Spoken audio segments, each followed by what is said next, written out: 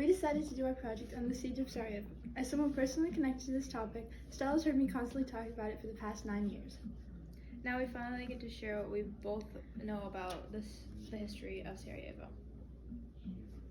Our thesis was that the siege of Sarajevo during the 90s Bosnian War showed how ethnic and political conflict can cause so much suffering of innocent people. It showed that sometimes from other countries to prevent a humanitarian crisis can go wrong and cause more harm. Before the Bosnian War started, the Republic of Yugoslavia contained 6 republics: Serbia, Croatia, Bosnia-Herzegovina, Montenegro, Slovenia, and Macedonia. Each republic had their own ethnic group except for Bosnia. Almost half of the population were Muslim, 31% were Serbs, and 18% were Croats. The remaining percentage was mixed. In June of 1991, Slovenia and Croatia declared their independence from Yugoslavia, causing fighting to break out between the Serbs and Croatian government.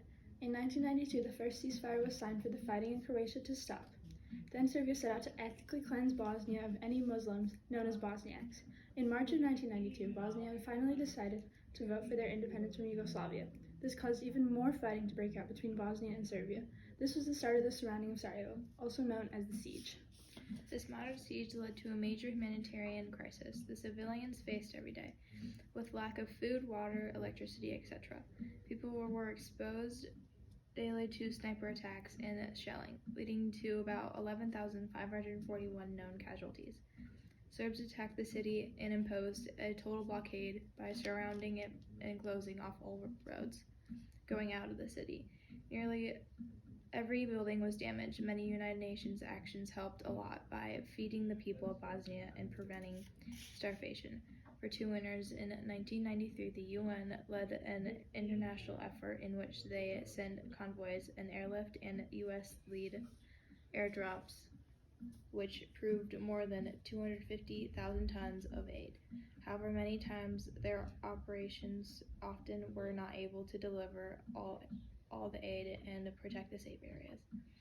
A secret tunnel completed in 1993 connected the city and giving them some access to the outside world. The shelling, especially 2 horrific events at the Markale Market and central Sarajevo, angered many countries and politicians around the world and led them to try to find an end to the war.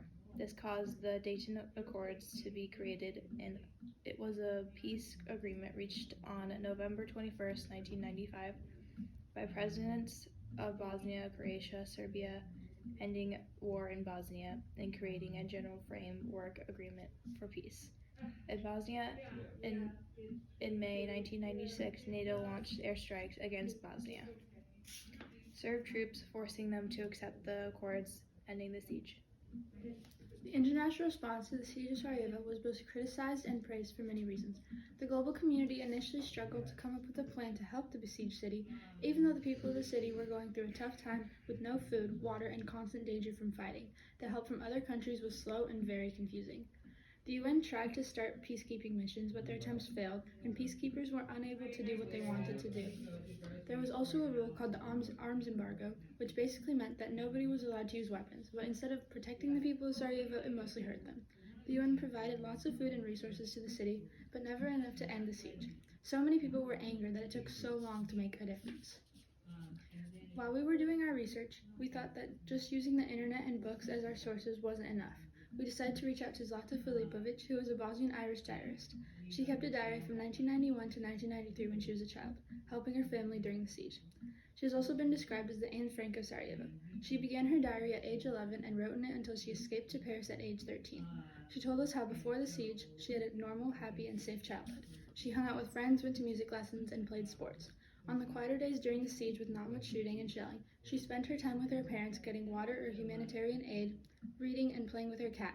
On days with lots of shooting and up to 900 bombs, her family would hide in their basement and wait all day until the bombing had either stopped or moved to a different part of the city to go back into their house. She also told us how her house had no running water or electricity, so they rarely had much contact with people. As she told us, there was no way of knowing when the siege would stop or when I would see my friends. Zlata was able to leave Sarajevo after 2 years and moved to Paris. So many peace agreements were signed that weren't followed through, that when the final one was signed, Zlata and her family didn't believe it. We learned so much from our interview with Zlata and are very thankful for her help. The siege finally ended in 1996. After 1,425 long days, the city had been left in ruins, and more than 11,000 people had been killed. Over 50,000 injured, and so many more had been displaced from their homes. Rebuilding was a huge challenge for the city. The whole war in Bosnia had left deep scars in people and their cities, and it took a long time for those wounds to heal. The international community tried to help with the reconstruction efforts, but it wasn't easy. You can still easily spot the places where bullets and grenades hit the buildings and of the streets of the city, yet Sarajevo and its people still stand today, proving their strength and definite spirits shining through tough times.